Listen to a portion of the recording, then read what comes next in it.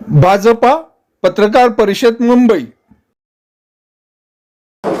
राज्यसभेच्या निवडणुकीमध्ये भारतीय जनता पक्षाने 3 उमेदवार उभे केले होते आणि ज्यावेळी महाविकास आघाडीच्या वतीनं आम्हाला अशी ऑफर देण्यात आली की तुम्ही 3रा उमेदवार परत घ्या आणि तिकडे आम्ही तुमचा जो 5वा उमेदवार आहे त्याच्याकरता परत घेऊ, त्यावेळेस आम्ही देखील त्यांना विनम्रपणे असं सांगितलं होतं की आम्ही एक राष्ट्रीय पक्ष आहोत आणि राज्यसभा सदस्य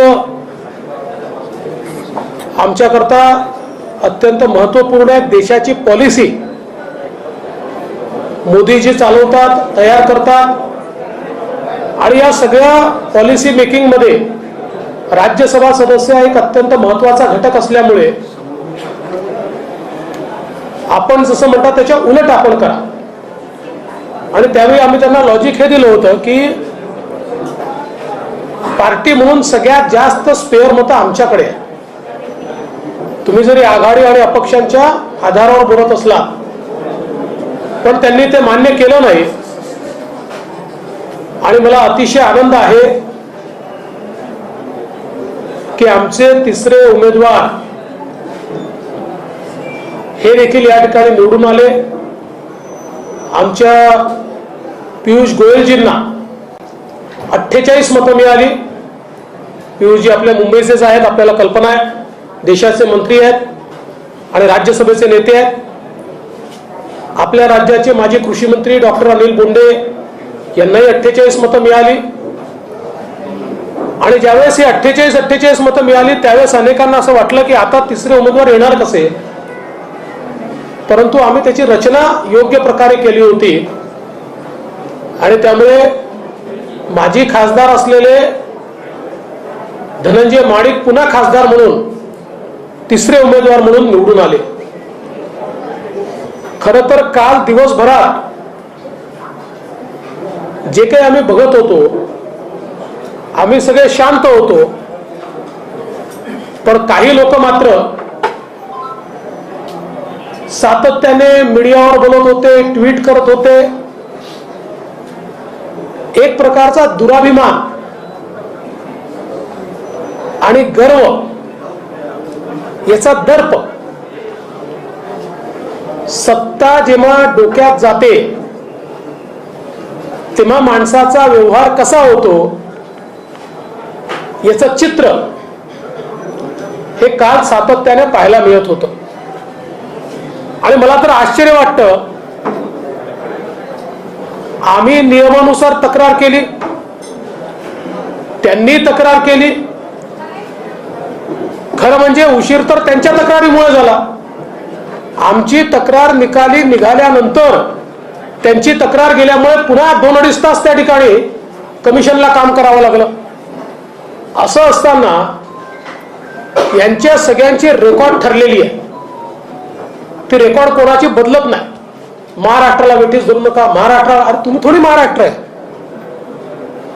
तुम्ही उमेदवार आहे आणि तुम्ही चूक केली आहे आणि संविधानाने आम्हाला अधिकार दिलाय, बरं आम्ही तक्रार केली तर महाराष्ट्राला वेठीस धरणं आणि यांनी तक्रार केली तर फार स्वागतार्ह। म्हणजे एकीकडे संविधानाची शपथ घेतलेले मंत्री हे जेलमध्ये गेल्यानंतर त्यांची बेल रिजेक्ट झाल्यानंतरही त्यांना मंत्रिमंडळात ठेवतात। केवळ मंत्रिमंडळात ठेवतात असं नाही, अजूनही त्यांच्या विभागाचे निर्णय सोशल मीडियावर त्यांच्या फोटोसहित जाहीर करतात। म्हणजे वर्क फ्रॉम होमच्या ऐवजी वर्क फ्रॉम जेल अशा प्रकारची परिस्थिती पाहायला मिळते। आणि दुसरीकडे आम्ही एक तक्रार केल्याबरोबर यांनी संविधानाची पायमल्ली केली, संविधानाच्या विरोधात वागतात। हे जे आकांड तांडव करण्याचं एक तंत्र महाविकास आघाडीच्या घटकांनी विकसित केलं आहे त्या आकांड तांडवाचा काल पूर्ण पर्दाफाश झाला आणि मला असं वाटतं की कालच्या निवडणुकीनंतर आज ज्या प्रकारच्या प्रतिक्रिया या पाहायला मिळत आहेत, मी पहिल्या दिवशीपासून आपल्याला सांगत होतो, अंतर्विरोधाने भरलेलं सरकार आहे. तो अंतर्विरोध आज त्यांच्या प्रतिक्रियेतच दिसतोय. सगळे एकमेकावर दोषारोप करतायत. प्रत्येकाला वाटतं दुसऱ्यावर दोष टाकून आपण बाजूला व्हा. आणि मी पुन्हा एकदा सांगतो की जरी एक मत जे बाद झालं ते बाद झालं नसतं आणि जरी नवाब मलिक यांना मतदानाची संधी मिळाली असती तरीही भारतीय जनता पार्टीच निवडून आली असती. इतके कन्व्हिन्सिंग मतं आम्ही घेतलेले आहेत. आणि म्हणून मला असं वाटतं की आता आमची अपेक्षा एवढीच आहे, मी काही कोणाला सल्ला देण्याकरता बसलो नाही, तरीही सरकारने अंतर्मुख होऊन विचार केला पाहिजे. सरकारच्या आमदारांमध्ये प्रचंड अनरेस्ट आहे, भयानक अनरेस्ट आहे. कारण ज्यावेळी सरकारचे काम थांबलेलं असतं आणि राज्यामध्ये काहीच होत नाही, त्यावेळी त्याचा राग आमदारांना फेस करावा लागतो. सत्ता पक्षाचे आमदार तो फेस करतायत. आणि म्हणून आम्ही जसं सांगितलं होतं की सत्सद विवेक बुद्धीला स्मरून आम्हाला मतदान होईल, तसं आम्हाला झालंय. विधान परिषदेच्या निवडणुका आहेत, मी बिलकुल सोप्या मानत नाही, निश्चित कठीण आहे. पण तरी आम्ही उमेदवार का उभा केलाय याचं कारण अंतर्विरोध व्यक्त होण्याकरता जागा ही सत्ता पक्ष देऊ शकत नाही. अंतर्विरोध आणि राग व्यक्त होण्याकरता जागा विरोधी पक्षच देऊ शकतो. आणि म्हणून आम्ही जो उमेदवार या ठिकाणी उभे केले आहेत त्यांच्या माध्यमातून हा विरोध व्यक्त होईल आणि तीही जागा आम्ही प्रयत्नांची शर्थ करून निश्चितपणे निवडून आणू, हा मला विश्वास आहे. मी आज या निमित्ताने विशेष आमचे माननीय आमदार लक्ष्मणभाऊ जगताप यांचं अभिनंदन करतो. अतिशय विपरीत परिस्थितीत दवाखान्यात ते ऍडमिट होते, नंतर त्यातनं बाहेर पडले, घरी गेले. बाहेर जाण्याची परमिशन डॉक्टरने दिलेली नाही. अशाही परिस्थितीत त्यांनी कळवलं मी येणार म्हणजे येणारच. आणि या ठिकाणी ते पक्षाला आवश्यकता म्हणून मतदान करायला आले. मी खरोखर मनापासून त्यांचे आभार मानतो, त्यांना सॅल्यूट करतो. मुक्ताताई टिळक अतिशय विपरीत परिस्थिती होती, एक दिवस आधी येऊन इथे ऍडमिट झाल्या, दवाखान्यातनंच वोट देण्याकरता आल्या, पुन्हा दवाखान्यात गेल्या आणि तिथनं परत गेल्या. मला असं वाटतं हे जे स्पिरिट भारतीय जनता पक्षामध्ये आहे, आपण सरकारमध्ये आहोत की विरोधी पक्षात आहोत याचा विचार न करता आपल्याला एकसंघपणे जनतेकरता लढायचं आहे. अशा प्रकारची जी भूमिका आहे त्या भूमिकेचा हा विजय आहे. आमची जी काही महाराष्ट्रातली टीम आहे, आमचे अध्यक्ष चंद्रकांत दादा पाटील यांच्या नेतृत्वात आमच्या टीमने अतिशय चांगलं प्लॅनिंग केलं, योग्य प्रकारे नियोजन केलं आणि त्या नियोजनातनं हा विजय आम्हाला मिळाला. आणि या निमित्ताने आमचे निरीक्षक म्हणून आलेले श्री अश्विनी वैष्णवजी, जे आपल्याला कल्पना आहे की देशाचे IT आणि रेल्वे मंत्री आहेत, त्यांचंही मी मनापासून आभार मानतो की त्यांचंही चांगलं मार्गदर्शन आम्हाला या ठिकाणी मिळालं. आणि जनतेच्या प्रश्नांवर म्हणजे एक विजय मिळाला म्हणजे आम्ही आता समाधानी झालो असं नाही. उलट या विजयाने आमच्यावरची जबाबदारी वाढवली आहे. जनतेच्या अपेक्षा सरकारकडनं नाही आहेत, त्या आमच्याकडनं आहेत. जनतेला वाटतं की ही मंडळी आपले प्रश्न उचलतील आणि आपल्याला न्याय मिळेल. एकीकडे जनता माननीय मोदीजींचं सरकार पाहत आहे. 8 वर्षात ज्या पद्धतीनं मोदीजींनी चमत्कार घडवलाय आणि अशक्य वाटणाऱ्या गोष्टी करून दाखवल्या आहेत. तसंच महाराष्ट्रातही झालं पाहिजे अशी जनतेची अपेक्षा आहे आणि आम्ही ते निश्चितपणे पूर्ण करू एवढंच या निमित्ताने मी सांगतो. हिंदी मग आपण येऊ.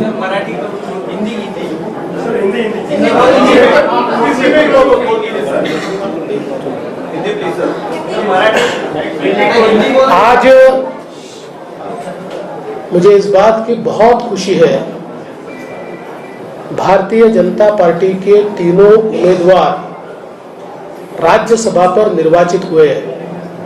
राज्यसभा में हमारे नेता और देश के मंत्री माननीय पीयूष जी गोयल जो हमारे मुंबई से हैं, वे रिकॉर्ड 48 वोट लेकर यहाँ पर निर्वाचित हुए.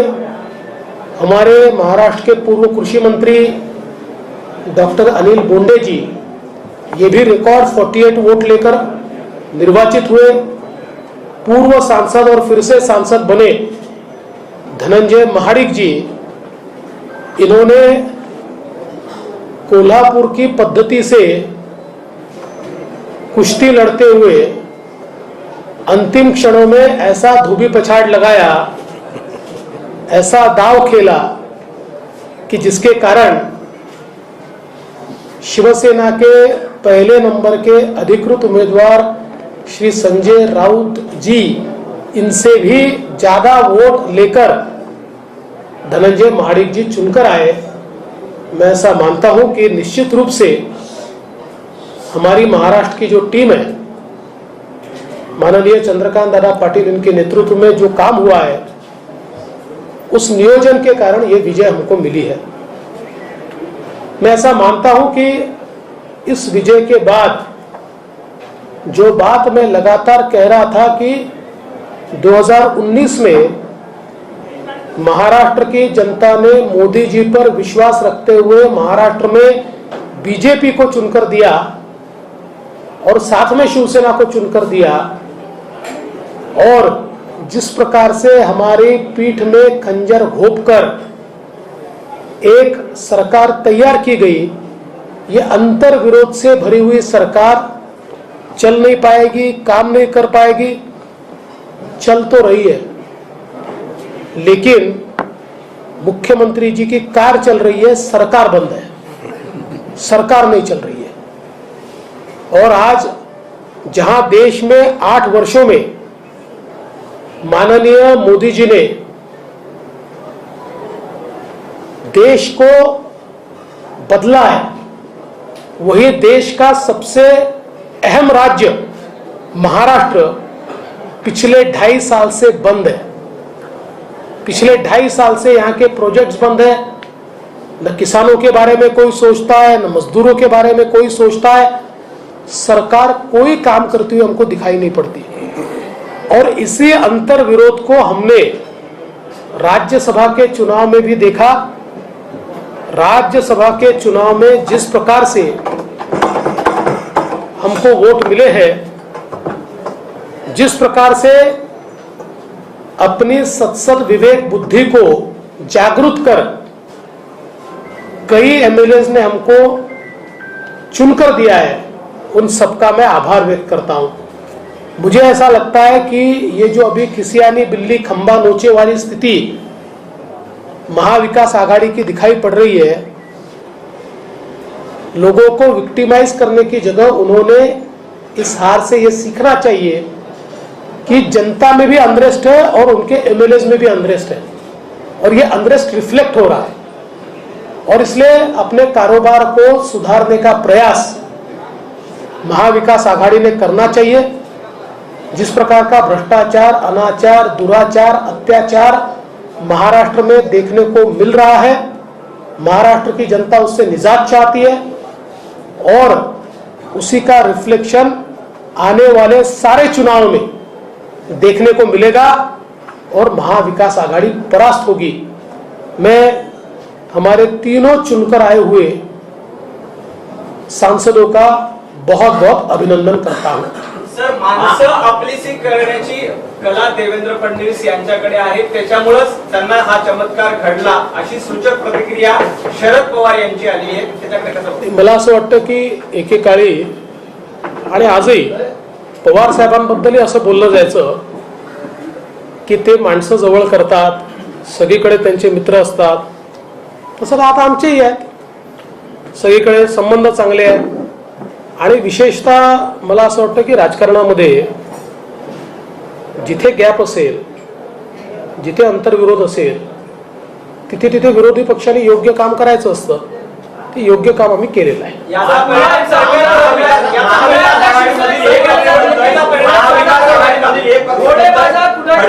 करून दाखवलाय. पॉलिटिकल करेक्ट कार्यक्रम कधी मला असं वाटतं की मी एकदम कुठल्या तरी निष्कर्षाला जाणाऱ्यापैकी नाही आहे. पॉलिटिकल करेक्ट कार्यक्रम कधी होईल, जेव्हा होईल तेव्हा तो तुम्हाला दिसेल. पण आम्ही मात्र केवळ 2024 ची तयारी करतोय. 2024 ची लोकसभा, 2024 ची विधानसभा पूर्ण बहुमताने भारतीय जनता पार्टी जिंकेल. सर, घोडेबाजार केला जातोय त्यावेळेस 7 ते 8 आम्हाला मिळणं अपेक्षित होती, पण मिळाली नाही. कारण घोडेबाजार समोर उभा होता, वारंवार ते इथे येऊन बोलतो. असं आहे की आमदारांना घोडे म्हणणं ही त्यांची संस्कृती असू शकते. खरं म्हणजे त्यांनी घोडेबाजार ज्या दिवशीपासून सुरू केला त्या दिवशीपासूनच त्यांच्या आमदारांनी फैसला केला की आपल्याला घोडा म्हणतायत तर आपली आवश्यकता यांना नाही आहे, आणि त्याच्यामुळे आपण आता बीजेपी सोबत गेलं पाहिजे. असं आहे, संजय राऊतांनी या गोष्टीचं आत्मपरीक्षण केलं पाहिजे की त्यांच्यापेक्षा जास्त आमच्या तिसऱ्या उमेदवाराला मतं मिळालेली आहेत. याचं आत्मपरीक्षण त्यांनी केलं पाहिजे. आणि काल दिवसभर ते जे काही बोलत होते, आम्ही बाज आहोत आणि आम्ही हे आहोत आणि आम्ही ते आहोत, आणि मला असं वाटतं की एवढा कुठल्याही व्यक्तीला सत्ता येते जाते, पण ती एवढ्या डोक्यात न्यायची नसते. 6 लोकांची नावं त्यांनी जाहीर केली आहे आणि त्यांनी असंही म्हटलंय की सुहास गांधींकडनं कोर्टात जायचा विचार सुरू आहे. तर त्यांनी जरूर कोर्टात जावं. ते कोर्टात गेले तरी काही फरक पडणार नाही. कारण मी पहिलेच सांगितलं की सुहास कांदेंचं मत वैध असतं तरीही आणि नवाब मलिक वोटिंगला आले असते तरीही वोट डिफरन्स असा आहे की आम्ही जिंकलो असतो. त्यामुळे आणि हे नावं जाहीर करणं आणि धमक्या देणं त्यांचा आपापसातला विषय आहे. म्हणजे ते जे काही करतायत त्याने ते अधिक लोकप्रिय होणार नाही आहे. त्याच्यामुळे त्यांच्यातला आंतरविरोध अजून उफाळून येणार आहे. सर, कल विजयानंतर सर घोषणा सुरू होती, 1 रोज बाकी आहे, 20 तारीख बाकी आहे. आता ओपन बॅलेट मध्ये आपल्या उमेदवाराचा विजय झाला, विधान परिषदेमध्ये तर गुप्त मतदान असणार, आपल्या दोन्ही उमेदवारांचा विजय हा नाही होईल. असं आहे की आम्ही सगळी स्ट्रॅटेजी आमची परवापर्यंत खुली करू, म्हणजे कसं लढणार, कोण लढणार, आणि त्यानंतर आम्ही नीट मेहनत करू, आमचं प्लॅनिंग करू. निवडणूक ही निवडणुकीसारखी लढायची असते. अति आत्मविश्वास कुठल्याच निवडणुकीत कामाचा नसतो. आम्हाला याची कल्पना आहे की निवडणूक सोपी नाही आहे. पण जसं मगाशी दादांनी सांगितलं, जे चित्र आम्ही पाहतोय, जो अंतर्विरोध आम्ही पाहतोय, जी नाराजी आम्ही पाहतोय, आणि समोरून येऊन म्हणजे खरंच सांगतो, अनेक सत्ता पक्षातल्या आमदारांनी येऊन आम्हाला हे सांगितलं, भाऊ काही झालं तरी उमेदवार परत घेऊ नका, बिनविरोध करू नका, आम्हाला दाखवूनच द्यायचं आहे. हे त्यांनी सांगितलं, खोटं सांगत नाहीये. त्याच्यामुळे याच्याच आधारावर आम्ही उभे आहोत. सर, अनेक आमदारांनी मुख्यमंत्र्यांविषयी नाराजी व्यक्त केली होती आणि आज शरद पवारांनी निकालानंतरची प्रतिक्रिया दिलेली आहे की चमत्कार देवेंद्र फडणवीस यांनी मिळवला. ते आदिवासी लोकांना करण्याची कला आहे ती शिकली गेली पाहिजे, समजली गेली पाहिजे. मुख्यमंत्र्यांकडे त्यांचा रोख आहे तुम्हाला वाटतं? असं आहे की बिटवीन द लाईन्स हे राजकारण्यांनी बोलायचं असतं आणि ते पत्रकारांनी समजायचं असतं. राजकारण्यांनी बोलायचं नसतं. तर भाजपनं रडीचा डाव खेळला, आम्ही सिरियस काम करतो असं सुप्रिया सुळे म्हणतात. एकीकडे पवार तुमचं कौतुक करतात आणि सुप्रिया सुळेंचं असं आहे की हारल्यानंतर अशा प्रकारच्या प्रतिक्रिया येणं स्वाभाविक आहे. फडणवीस साहेब संजय राऊत साहेब असं म्हणाले की भारतीय जनता पार्टीकडनं मोठ्या प्रमाणात घोड्या बाजार भरवण्यात आला आणि त्यांची बोली लावली बाजारामध्ये आणि घोड्यांना हरभरे चालण्यात आले आणि या निवडणुकीसाठी भारतीय जनता पक्षाने मोठ्या प्रमाणात पैशाचा वापर केला.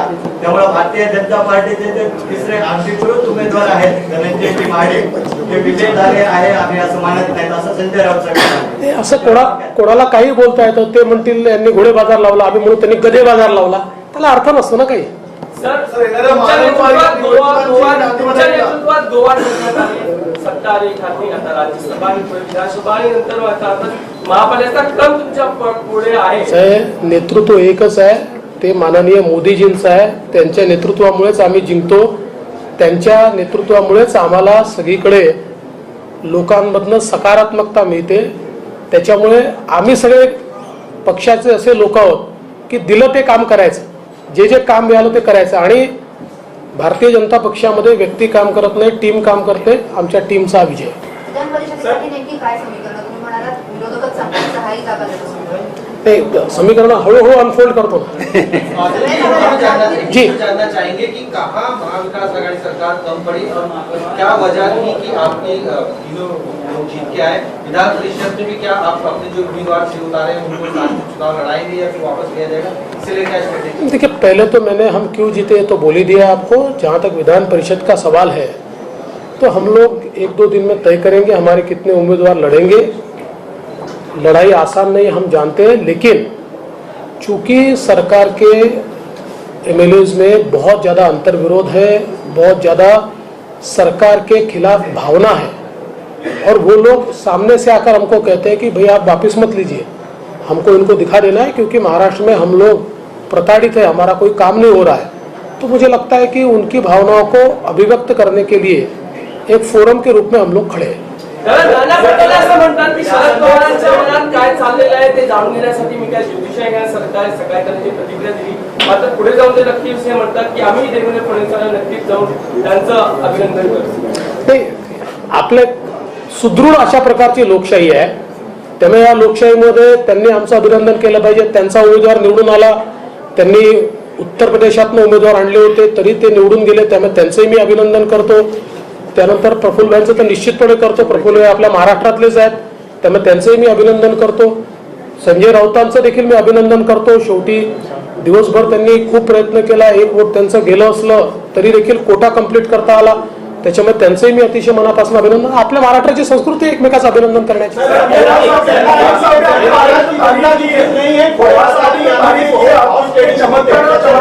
आपको जाता है फवाद साहब के बयान पे क्या कहेंगे आप? तो मुझे बहुत खुशी है. देखिए, राजनीति में सारे लोगों से संबंध रखना ये महाराष्ट्र की एक पुरानी रीत है. ऐसे हमारे भी सब लोगों से संबंध है और कभी वो काम में आते कभी नहीं आते. इस बार चूंकि अंग्रेज था, इस बार बहुत लोगों के बीच अंतर्विरोध था, तो हमको उसका फायदा मिला. महाराष्ट्र की जनता ऐसा संजय राउत जी का कहना है, इस पर क्या कहेंगे? देखो, मैं आपको एक ही बात बताता हूँ. आपके माध्यम से संजय राउत जी को इतना ही कहना चाहता हूँ कि परिंदों को मिलेगी मंजिल एक दिन, ये फैले हुए उनके पंख बोलते हैं और वही लोग रहते हैं खामोश अक्सर जमाने में जिनके हुनर बोलते हैं.